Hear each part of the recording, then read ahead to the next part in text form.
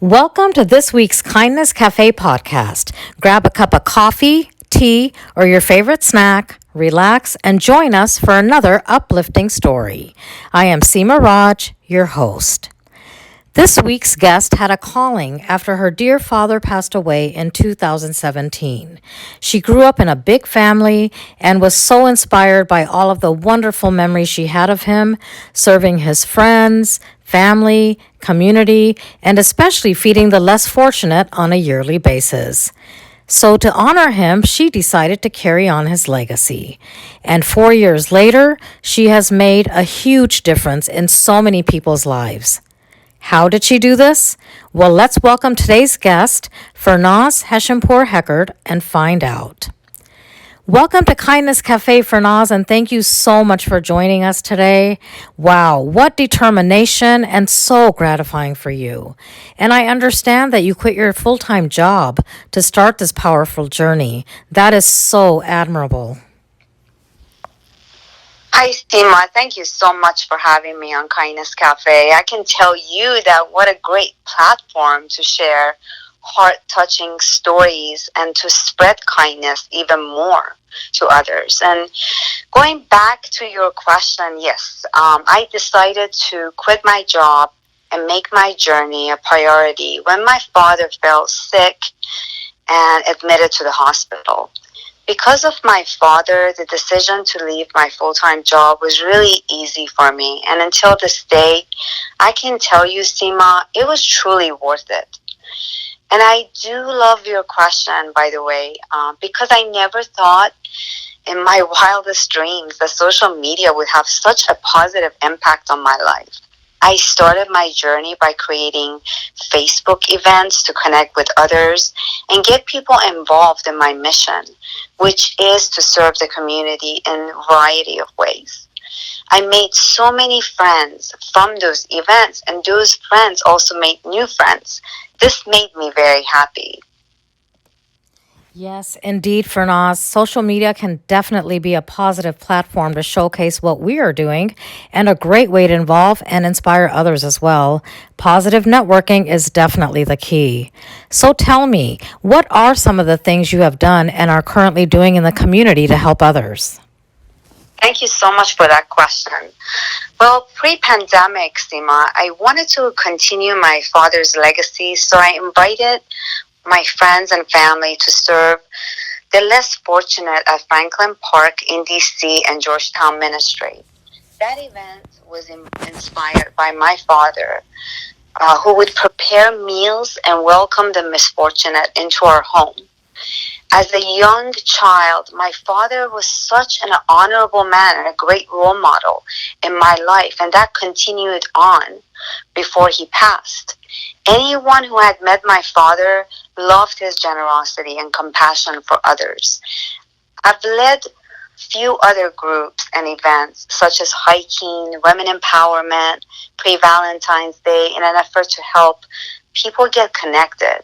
I was also involved in raising money for Nova, Arts of Autism, and Harley House, which is an organization for domestic violence and child abuse located in Frederick, Maryland. I'm currently leading a virtual prayer group on Tuesday mornings with 2 sessions, one starting at 6:30 a.m. and the following one at 7:30 a.m. I'm leading another group based on a book, Anger, Taming a Powerful Emotion by Gary Chapman. And that class is held Thursday evenings from 7 p.m. till 8:30 p.m. Wow, Fernaz, so many different types of events, which means you have really touched the lives of so many different types of people out there.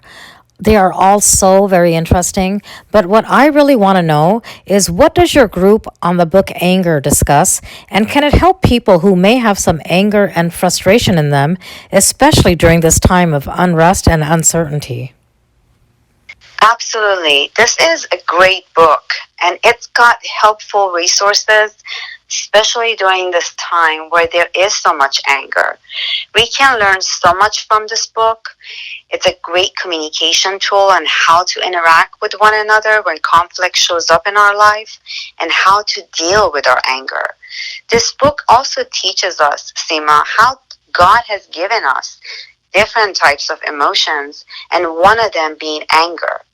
We can't control a bodily reaction. However, what we could control is our mental and physical responses to anger. Unfortunately, the class started in January and will end March 25th. However, the great news is you can still purchase this on Amazon and study it on your own with ton of study guidelines at the end of each chapter.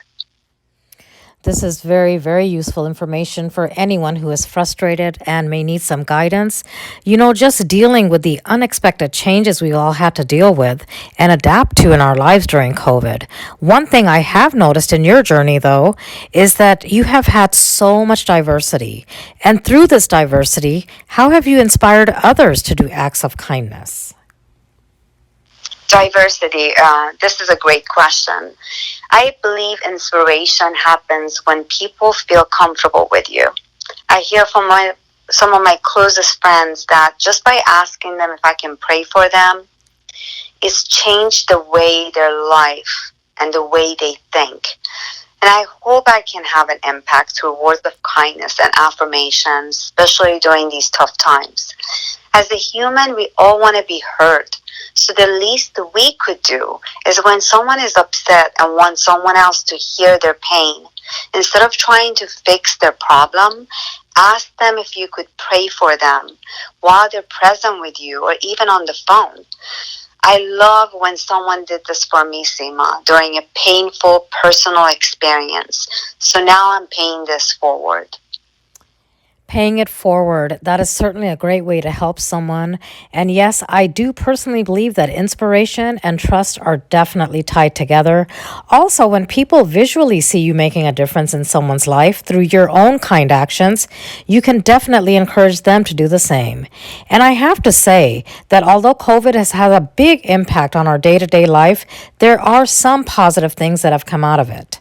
It has really made people reassess their own lives and prioritize what is important to them.